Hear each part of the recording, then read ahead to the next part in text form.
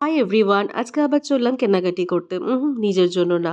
পুজোয় তো অনেক কেনাকাটি হলো। আজকে কয়েকজন কলিগ মিলে চললাম আরেক কলিগের জন্য কেনাকাটি করতে। মানে তার রিটায়ারমেন্ট হয়ে গিয়েছে। ফেয়ারওয়েল প্রোগ্রাম আছে ৮ তারিখে।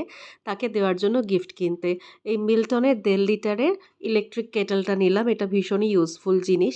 আর এই কেনাকাটি করতে গিয়েছিলাম আমাদের বালুরঘাটে চিরপরিচিত এসকো মার্টে। মানে আমার বাবা তো অনেকদিন আগে থেকে এই দোকানে কেনাকাটি করে। মানে বাবা এই দোকানের যারা মানে ওনার তাদেরকে পড়াতো, বাবার তারা স্টুডেন্ট ছিল বাবা জব পাওয়ার আগে, এতটা পুরনো সম্পর্ক। তারপরে আমরা গিয়েছিলাম সেই কলিগ যার রিটায়ারমেন্ট হয়ে গেছে, যাকে আমরা ফেয়ারওয়েল দেবো তার জন্য শাড়ি কিনতে। আর দেখো আমাকে তো পুরো এক্সহস্টেড লাগছে, কাজের থেকে ডিরেক্ট ওখানে চলে গিয়েছিলাম।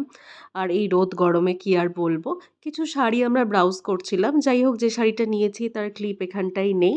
খুব সুন্দরই একটা শাড়ি নিয়েছি আমরা পছন্দ করে আলটিমেটলি। আর রাজুদাই সেটা বের করে দিল, দোকানের যে ওনার। এই ইলেকট্রিক কেটেল আর শাড়ি বাদেও সেই কলিগকে দেওয়া হবে একটা ফুলের তোড়া, একটা মিষ্টির প্যাকেট আর একটা মানপত্র।